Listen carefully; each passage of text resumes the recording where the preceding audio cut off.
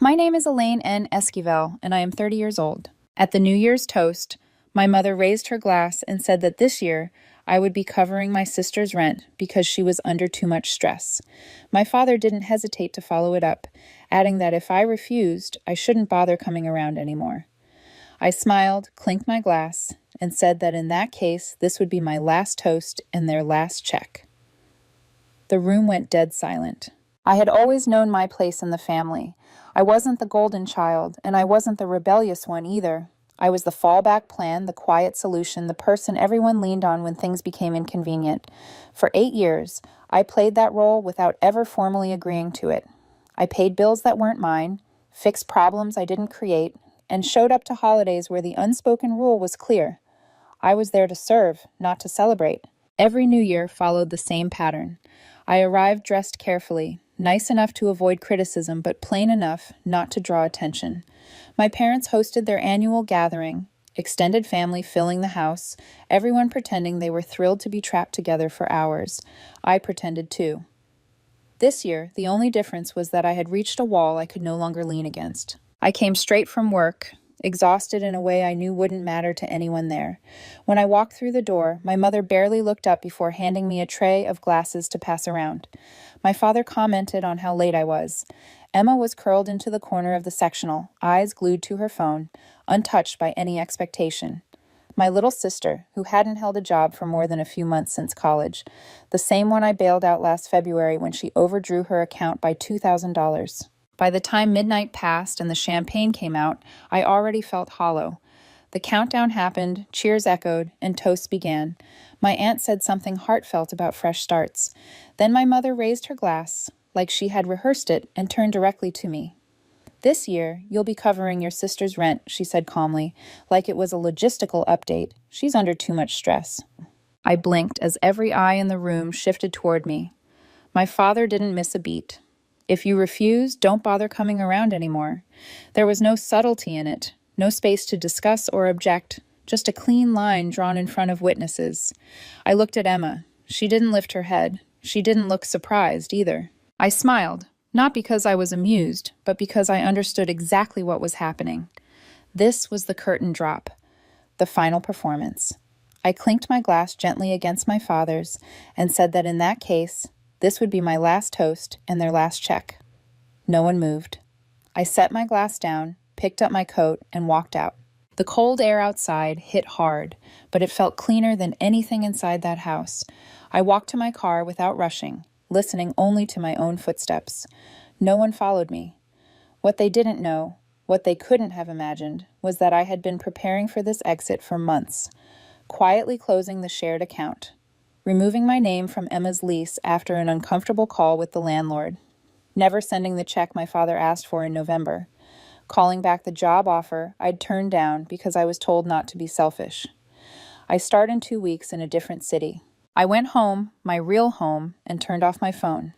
When I turned it back on the next morning, there were missed calls from my parents and a message from Emma saying she didn't know they were going to say that. 5 minutes later, another message came through saying she thought she was in trouble and needed to tell me something. That was when I realized the rent was only the surface of what had been rotting underneath. I didn't text Emma back right away. I needed quiet before I let anything else in. I made coffee I didn't drink and stood by the window, watching the street wake up while the night replayed itself in my head. My mother's voice during the toast, my father's ultimatum, Emma's silence, the clink of glass, my own words. I expected relief, maybe even adrenaline. What I felt instead was stillness, like my body had finally stopped bracing after years of tension. When I finally called Emma, she picked up immediately. No greeting, no small talk. She went straight to it. She said she messed up, really messed up. I stayed quiet and let her talk. At first, it sounded like what I'd always assumed. A few missed payments, some bad budgeting, something manageable if handled early. Then the details started to tilt. It wasn't shopping, it wasn't travel, it was gambling. Online poker at first, small stakes that felt harmless, then bigger tables, bigger losses, and the panic spiral of trying to win it back. I sat down at the kitchen table as she kept going. She admitted she stopped paying rent in October. She said she thought she could hit one good night, cover what she owed, and I'd never know I was paying for her place. Every time I brought it up, our parents shut the conversation down. Don't stress her out. She's going through a lot. You've got it handled, don't you?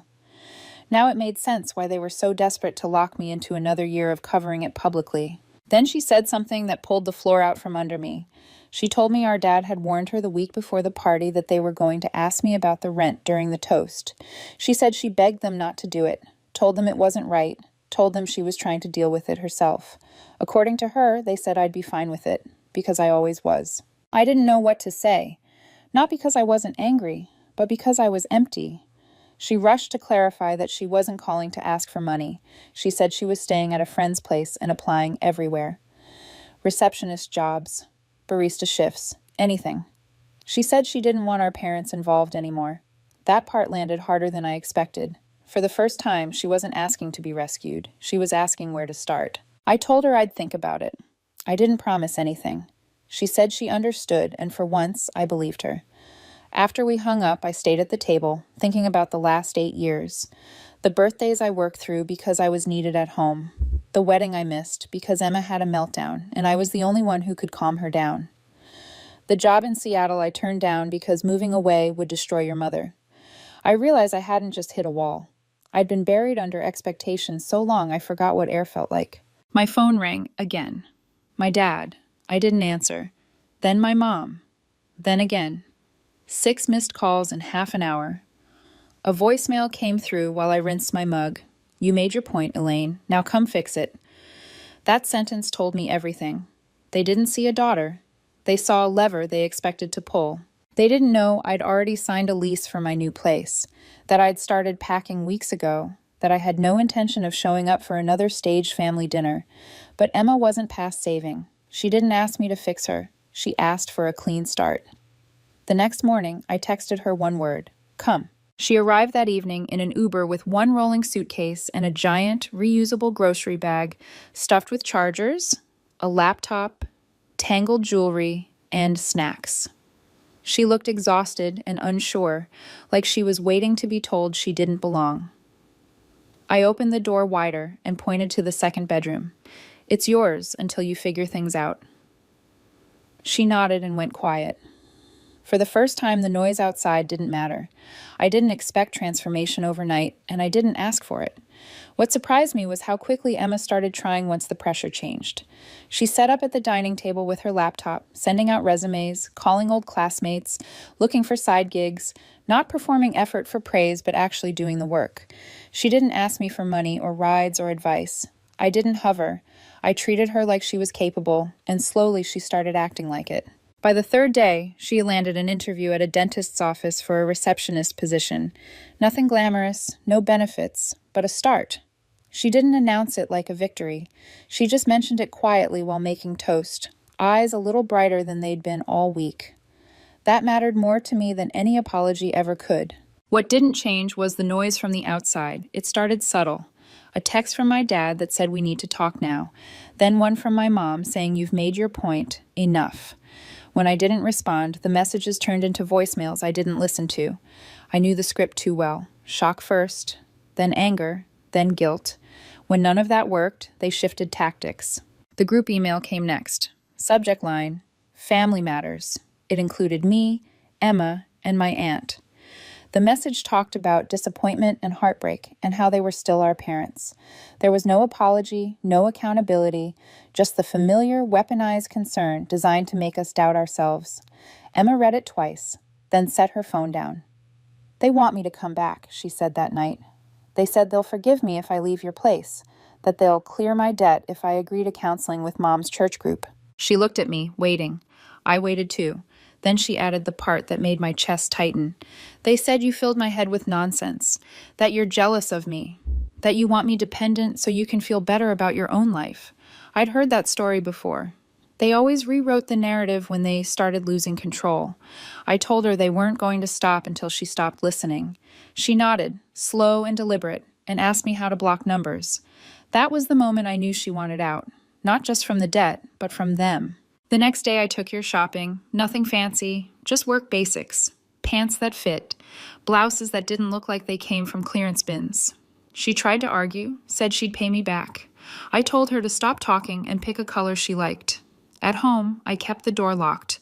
I ignored every call and email meant to pull me back into line. Thursday night, just after 11, someone knocked on the door hard enough to make my stomach drop. I looked through the peephole. My father stood there, jaw tight, eyes burning. I didn't open it. He waited, then leaned in close and said that I'd ruined her, that she was weak before, but at least she loved them, and that I'd poisoned her and would regret it. Then he walked away. I turned off the porch light. Inside, Emma sat on the edge of the bed in the dark. She'd heard everything. She asked if I thought they ever loved us the way they were supposed to. I told her I thought they loved what we did for them. She nodded and said she didn't want to be like them. I told her she wouldn't be. The silence that followed wasn't heavy. It was real. And for the first time, it felt like we were finally on the same side. Things went quiet after that, but not the peaceful kind. It was the staged quiet I'd learned to distrust, the kind that only shows up when someone is planning their next move. Emma settled into a routine faster than I expected. She got up early, came home tired, stopped scrolling herself into anxiety at night, and started going to bed before midnight. She kept a notebook on the kitchen counter where she tracked every dollar in and out, no commentary, no drama, just numbers and dates. I didn't ask how she was feeling. I didn't need to. Treating her like she was capable did more than any lecture ever could. Almost 2 weeks passed without a word from my parents. No calls, no emails, no surprise messages dressed up as concern. I knew better than to relax. They never went silent unless they were aiming higher. The hit came on a Tuesday afternoon at work. HR asked me to step into a conference room with two people I barely knew, both wearing polite smiles and neutral voices. They said a concern had been raised. Anonymous. Someone claimed I was financially exploiting a vulnerable family member and that it might be affecting my performance. I almost laughed. Almost. I asked what evidence they had. They said none, just a report, and they had to follow protocol. I explained the situation as cleanly as I could without dragging my entire childhood into a glass-walled room.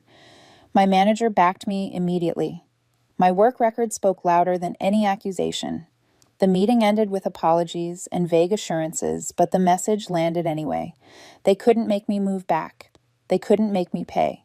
So they came for the thing they thought I cared about most. When I told Emma that night, I expected panic. Instead, she thought for a moment and said they were trying to scare me back into line. She said they still thought they had leverage.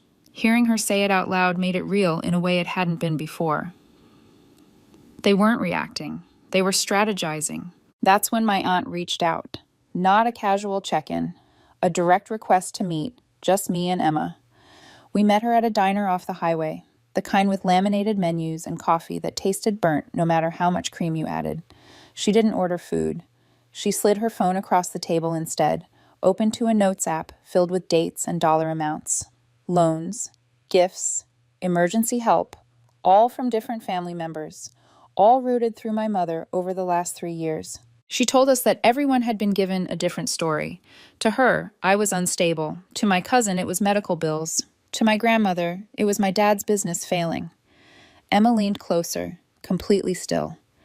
My aunt pulled a flash drive from her purse and said my mother had tried to open a credit card in Emma's name the month before, using her number as a reference. That was when she started recording calls, just in case. I asked if my grandmother knew. My aunt smiled, sharp and knowing, and said she did now, and she wasn't happy. She told us Grandma had already invited everyone to a family dinner in 2 weeks, framing it as reconciliation, a fresh start. My parents thought it was their chance to reset the narrative and put me back in my place. What they didn't know was that Grandma had been making quiet calls, lining up stories, finding the gaps. On the drive home, Emma stared out the window and said they told her I was selfish, that I didn't care about family unless it benefited me, and that I'd abandon her the second she became inconvenient. I didn't answer. I didn't need to. We both knew how carefully they'd kept us divided. I didn't RSVP to the dinner. That was intentional. Silence is the only language people like that don't know how to translate. But I knew we were going, and this time I wasn't walking out early. We arrived 10 minutes late on purpose, just long enough for them to be watching the driveway, wondering if we'd show at all. Grandma's house looked the same as it always had, warm lights in the windows, the porch light already on. the kind of place that used to feel safe before I understood how much had been hidden inside it. When we walked in, the room paused, not dramatically, not enough for anyone to call it out, but enough that I felt it in my chest. My mother stood up too quickly, smoothing her sweater like she'd rehearsed calm in the mirror. My father looked thinner, older, the confidence he usually carried slipping around the edges. Emma squeezed my wrist once, barely noticeable, then let go. Grandma greeted us like it was an ordinary dinner, hugged me, then held Emma a second longer. My aunt was already in the kitchen pouring drinks, steady and focused, like someone who knew exactly why she was there. Everyone had come. Cousins who usually made excuses, family friends who hadn't shown up in years, even people I recognized only vaguely, faces from old holidays and half-remembered favors. Dinner started stiff, polite questions, forced laughs. Emma stayed mostly quiet. I asked my cousin about her new job and avoided looking at my parents. The tension sat heavy on the table, waiting. It was Grandma who broke it. She tapped her fork against her glass, not loudly, just enough. She stood without a speech, without preamble. "I want to talk about lies," she said. The room locked up. She started with herself, how she'd been told I was unstable, that Emma was spiraling, that the family needed urgent help and she shouldn't ask too many questions. She admitted she believed it and said she was ashamed of that. My mother tried to interrupt. Grandma raised her hand and kept going. She turned to my father and said he told her I had ruined the family, that I'd taken Emma away and turned her against them. Then she said she'd listened to the recordings, read the messages, spoken to everyone they'd borrowed from. The silence was absolute. My aunt stood next and laid out the full story. The loans, the lies, the credit card attempt in Emma's name. One by one, people spoke. Small stories that fit together into something unmistakable. When it ended, I stood. I hadn't planned to speak, but the moment demanded it. I said I didn't leave the family. I left a role I never agreed to play. No one clapped. No one needed to. My mother finally said she was just trying to keep things together. Grandma shook her head and said no, she was trying to keep them quiet. Emma and I left early, but not silently. We hugged people. We made real plans. People looked at us differently now, not as problems to solve, but as people. On the drive home, Emma said they weren't going to stop, even after this. I agreed, but told her they weren't in control anymore. She nodded, then smiled and said she'd been paid that day and made the last payment on her credit card. She said she was out of the red. For the first time, the road ahead felt like it belonged to us. 6 months later, the invitation came again. Same sender, same house, but a completely different tone. There was no vague talk of reconciliation, no emotional bait disguised as a simple dinner. The message was clear and honest for once. Emma has something she wants to share. Come if you want to listen. No pressure, no consequences attached. We went, not because we felt obligated, but because we weren't afraid anymore. Emma drove us this time in a beat-up hatchback she bought in cash. She parked it right in front of Grandma's house like it was a trophy. Not flashy, just earned. She wore a navy blue button-up she'd ironed that morning. Clean shoes, shoulders back. I didn't tell her she looked good. She already knew. Inside, the family was gathered, quieter than before, less performative. My parents were there too, sitting stiff at the far end of the couch like guests who hadn't decided whether they belonged. Grandma hugged us both, steady and unshaken. Dinner was shorter, calmer, no speeches, no probing questions, just food and small conversations that didn't feel like traps. When the plates were cleared, Grandma cleared her throat. Emma has something she wants to tell you. Emma stood without hesitation. She didn't rush. She thanked the people who believed in her when she didn't believe in herself, and then thanked the ones who didn't, because they gave her something to prove. She unfolded a piece of paper and said she paid off the last of her debt 2 weeks ago. Every cent, no bailouts, no shortcuts. It took every paycheck, side gigs, and nights she didn't think she'd make it. Then she smiled and said she signed a lease, month to month, nothing fancy, but hers. She mentioned the blog she started about recovery and rebuilding, how it crossed 3,000 subscribers, and how someone from a financial wellness platform asked if she'd consider turning it into a column. I glanced at my parents. My mom looked like she'd swallowed glass. My dad stared at the table. Emma didn't look at them. She looked at Grandma, my aunt, my cousins, then at me. She said she wasn't asking for applause, just letting us know she was okay now, and that she got there because someone finally stopped rescuing her and gave her space to grow. Afterward, people approached quietly. Thank yous, awkward hugs, attempts at the right words. My mom came last. She said she was wrong, nothing more, then walked away. My dad nodded once. It was enough. I didn't need fireworks. The power had already shifted. Back at home later, Emma stood in the kitchen while I made tea and said she thought she was going to be okay. I told her she already was. We sat in silence, the good kind, the kind that comes when the war is over and you're finally sitting in your own house with no one else's weight on your back. That New Year's toast broke everything, but maybe it had to. Some things need to shatter before anyone realizes they were never built right in the first place.